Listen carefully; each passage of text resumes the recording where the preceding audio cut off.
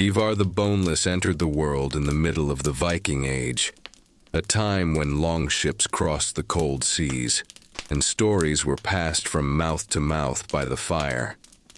His birth was surrounded by whispers, not because of anything frightening, but because it was simply unlike what people expected. Some said his legs were weak, others believed his bones were softer than most, and some thought he had been touched by fate itself. In a world where strength was measured by how hard someone could swing an axe, or how far they could walk on frozen ground, Ivar's condition made him stand apart from the moment he opened his eyes. But what truly defined his early life was not the condition of his body, it was the force of his mind. Even as a child, he listened more than he spoke. While other boys ran through the village and tested their strength on shields and wooden swords, Ivar sat with the elders, absorbing every word they said about journeys, alliances, and decisions that shaped the tribe. People began to notice the way his eyes followed every movement, how he remembered every detail, how he understood things without being taught twice. His parents, especially his mother, believed that the gods had taken something from him only to replace it with something far greater. In the longhouse, the air often smelled of pine tar and smoke, and the warm orange glow of the hearth would move gently over the wooden beams. It was there that Ivar learned the rhythms of leadership, not the loud commands, but the quiet ones. He listened to men argue, to women negotiate, to travelers describe distant lands. He learned when people were honest, when they were uncertain, when they were hiding fear. His understanding of human nature grew faster than most children developed their physical strength. Outside, life in the Viking world was rough and demanding, but Ivar found his own way to navigate it. He could not train like others, but he trained differently. He studied how his brothers moved, how they planned ambushes in the forest, how they calculated the weather before sailing. When they returned from small raids or trading trips, he asked them questions no ordinary boy would think of: how the enemy reacted, why certain paths were chosen, how long it took for a shield wall to weaken. His curiosity was endless, and his sharp mind made even older warriors pause before answering him. Sometimes, when the village slept and the only sound came from the distant waves hitting the shore, Ivar would imagine the world beyond the horizon.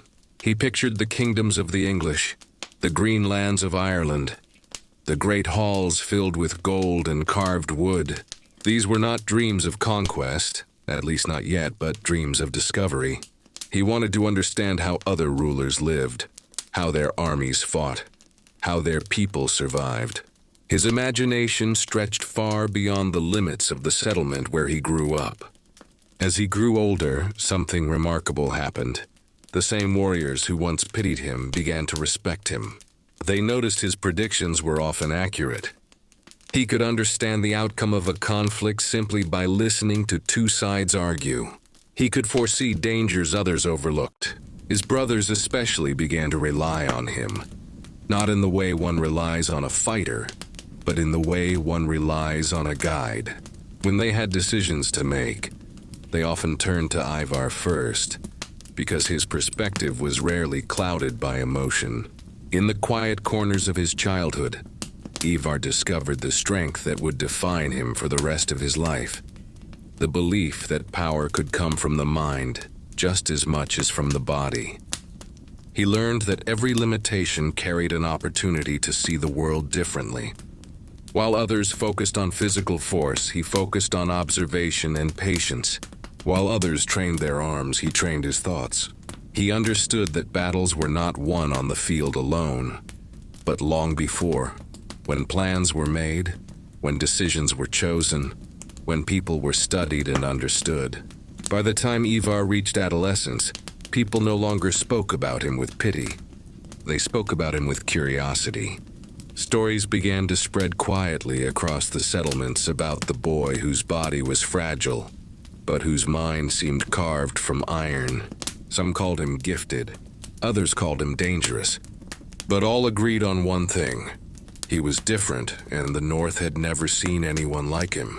This was the world that shaped Ivar, a world where he learned that difference was not weakness, and where every quiet moment prepared him for a future that would shake kingdoms. His early life was not defined by what he lacked, but by what he built within himself. A deep intelligence, a calm patience, and a strategic mind that would one day become legendary. As Ivar moved from boyhood into his early teens, the world around him continued its harsh rhythm, but something remarkable was unfolding quietly. The same mind that had absorbed every detail of his village, the longhouse, and the surrounding lands now began to assert itself more fully. While his brothers trained their arms and legs, striking shields and swinging axes, Ivar trained something invisible yet powerful: his understanding of people, of strategy, and of leadership itself. Each day he watched not only the movements of warriors, but the subtle currents of conversation, the hesitation in voices, the unspoken gestures that revealed intentions. His brothers, many of them strong and bold, began to notice that Ivar's counsel was different.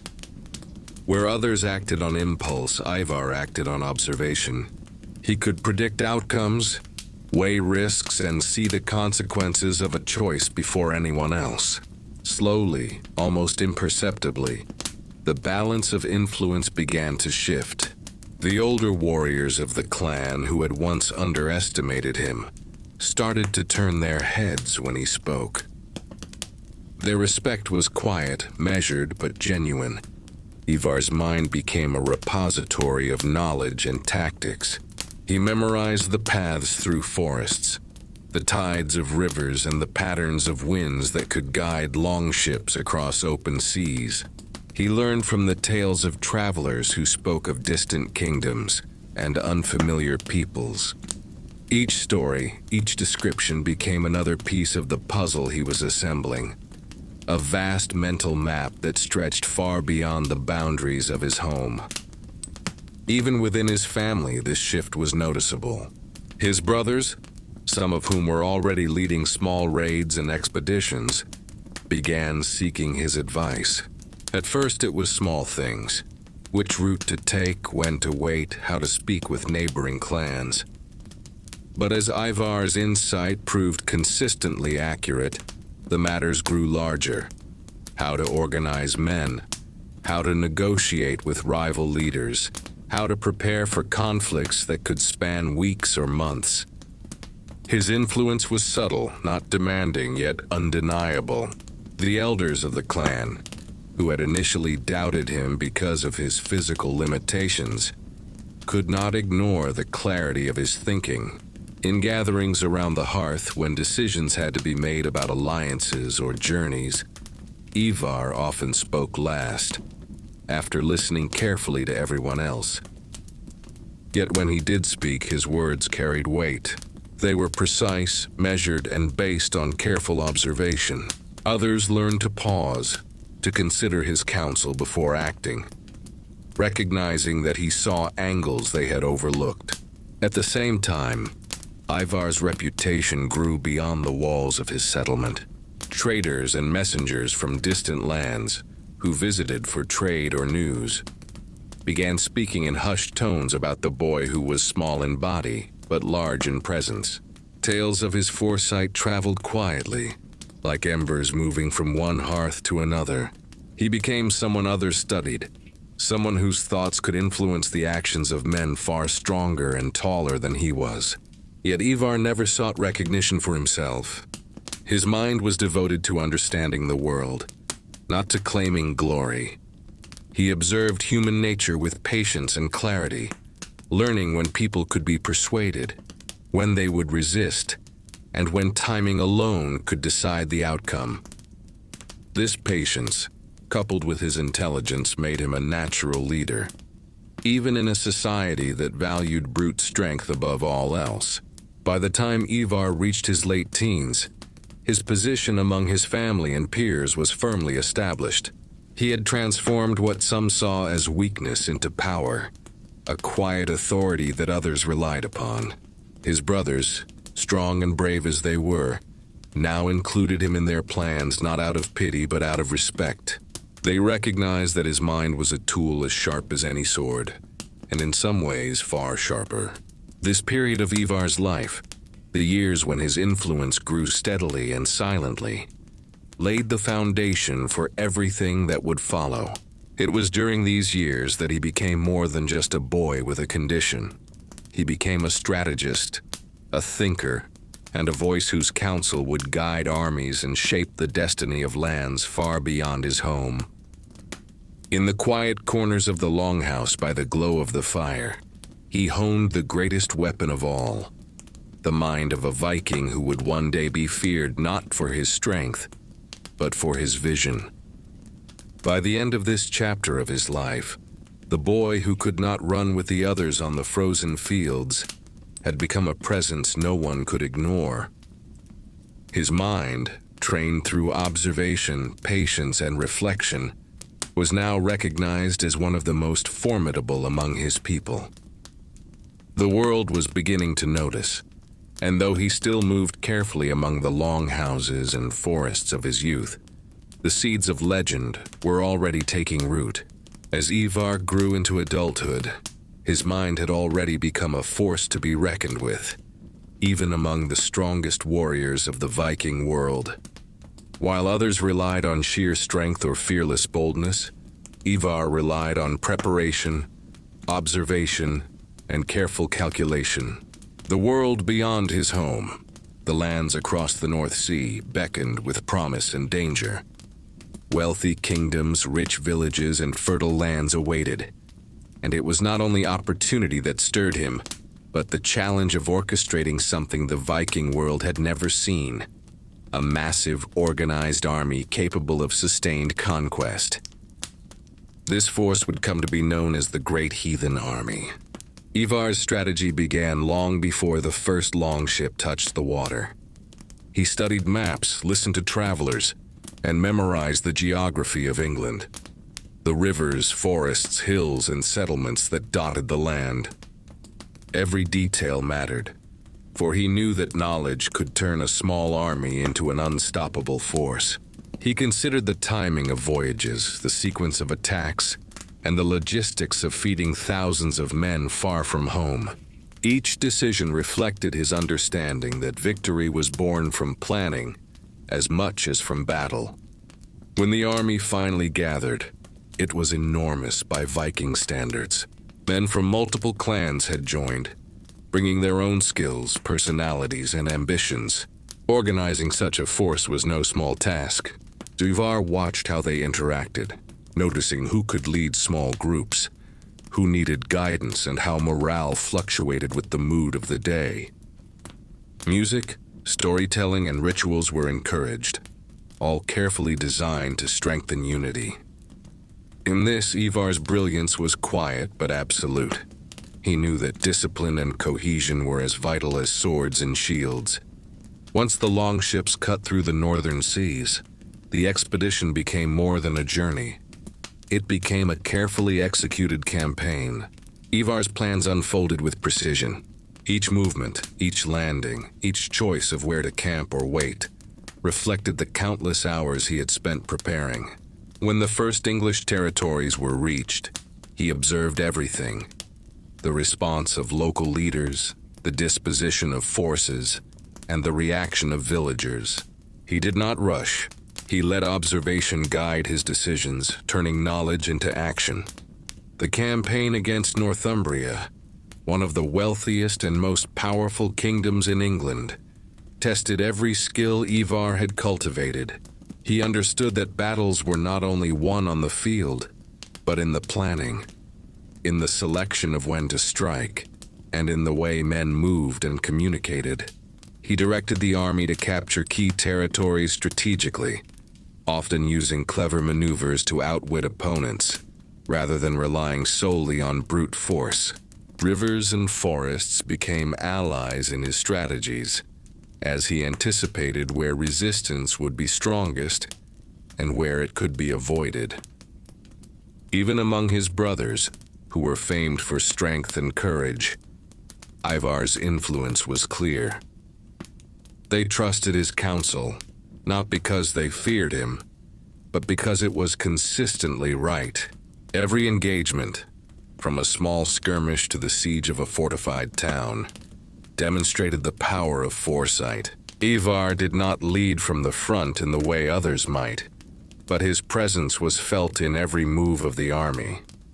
The precision, timing, and unity of the Great Heathen Army were a reflection of his mind, honed over years of careful observation and planning. Villages and fortresses that once seemed impenetrable fell not merely to swords, but to Ivar's understanding of people and terrain. He anticipated the choices of enemies, exploited their weaknesses, and ensured that his forces struck decisively when the moment was right. The campaign was not chaos. It was a symphony of coordinated action, with Ivar's intellect as the conductor. Even the smallest details, the positioning of scouts, the timing of reinforcements, the maintenance of morale, were planned with meticulous care. By the end of the Northumbrian campaign, it was clear to all that the Great Heathen Army was unlike anything the English had seen. What made it extraordinary was not only its size or its warriors, but the strategy behind it. Ivar's mind had turned ambition into reality, and his leadership ensured that every victory, every captured town, every negotiation was the result of thought as much as action. Even those who had doubted him, those who had seen only his physical limitations, were forced to recognize the depth of his genius. As the army moved onward, Ivar's influence remained the invisible thread holding it together. He had transformed from a boy underestimated for his body into a strategist who shaped the fate of kingdoms. The lands of Northumbria were only the beginning, yet they had already shown the power of patience, intelligence, and foresight. In every river crossed, in every hill surveyed, in every settlement approached with careful planning, Ivar's mind guided the army. It was not the strongest arm, but the sharpest mind that made the difference. And through the Great Heathen Army, Ivar the Boneless had become a legend in motion, a strategist whose quiet brilliance changed the course of history. After the campaigns across England, Ivar the Boneless had established himself as more than just a commander of armies. He had become a ruler whose influence extended beyond the battlefield. The lands he helped capture, particularly in Northumbria, were now under his guidance, and with this new responsibility came a different kind of challenge. The skills that had served him in planning and leading men were now tested in governance. Here, strength alone would not suffice. Patience, diplomacy, and understanding were required. Ivar's approach to ruling was thoughtful and deliberate. He observed the ways of the people he now oversaw, learning their customs, their fears, and their desires. He knew that maintaining control was not about constant force, but about balance.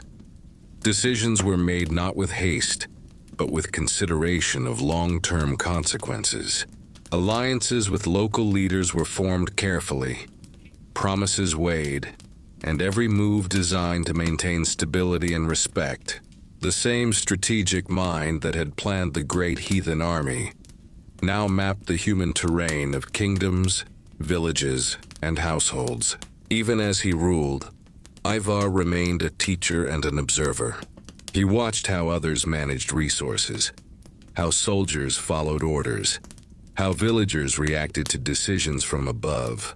He refined his understanding of loyalty and trust, recognizing that leadership was as much about earning respect as it was about commanding obedience. The subtle art of governance became another battlefield, one where the victories were measured in harmony and stability rather than conquest. Yet Ivar's life was never solely about administration. Even in times of peace, he remained vigilant, always planning, always thinking several steps ahead. He anticipated challenges from neighboring kingdoms and monitored the shifting allegiances of distant rulers. His mind, trained from childhood to see patterns where others saw only chaos, continued to guide him. Small councils, whispered conversations, and careful negotiations became tools as vital as any sword. Through these methods, he kept the lands he governed secure, ensuring that the efforts of the Great Heathen Army were not wasted. As the years passed, the vigor of youth gradually gave way to reflection. Ivar's body, always fragile, demanded caution, but his mind remained sharp. He spent hours in quiet contemplation, considering the lessons of past battles, the successes of his rule, and the nature of power itself. The same patience and observation that had shaped his early life now guided him in understanding legacy, what he had built, and what would endure long after he was gone. Though his presence was no longer felt on distant battlefields, the mark of his strategies remained. Territories he had helped secure were thriving under leaders he had influenced, and the stories of his intelligence spread across the lands he had touched. Bards and storytellers recounted the deeds of the strategist who had commanded an army greater than many kings could imagine. His influence persisted in the plans of generals, the governance of territories, and the memories of those who had served under him. Eventually, all rulers faced the quiet of final days, and Ivar was no exception. The Viking world continued to turn around him. Longships still sailed the northern seas, and new leaders rose to prominence. Ivar, whose life had been defined by thought, strategy, and subtle command, withdrew from the immediacy of rule. He spent his last days observing, reflecting, and sharing wisdom with those who would carry forward the knowledge of leadership. His body, never strong, grew weaker, but his mind remained the guiding force of his legacy. In those final moments, Ivar's story was not measured by the battles he fought or the territories he captured, but by the brilliance of his intellect, the precision of his strategy, and the respect he earned from friend and foe alike. The boy who had been underestimated for his physical weakness had grown into a man whose mind shaped nations. Though the world eventually moved on, the shadow of Ivar's life, the Great Heathen Army, the lands he ruled, and the vision he had exercised, remained as a testament to the power of wisdom, patience, and strategy over brute strength. By the time his life came to an end, Ivar had become a legend. He was remembered not merely as a warrior or a king, but as a thinker who had turned observation into power, patience into victory, and strategy into history itself. The echo of his mind continued to ripple through the lands he touched, a quiet reminder that sometimes the greatest strength lies not in the body, but in the intellect and foresight of one extraordinary person.